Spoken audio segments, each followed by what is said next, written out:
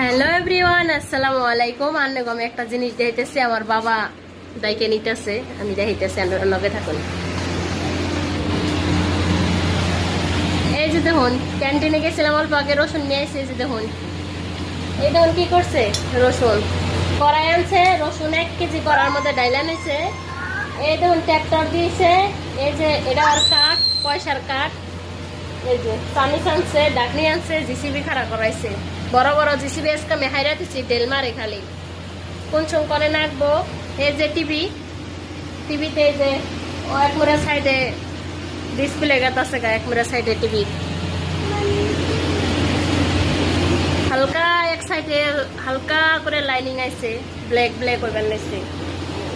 কোনটাতে ডেল মারবো আমি সেই জন্য হাইরা দিচ্ছি আজকে।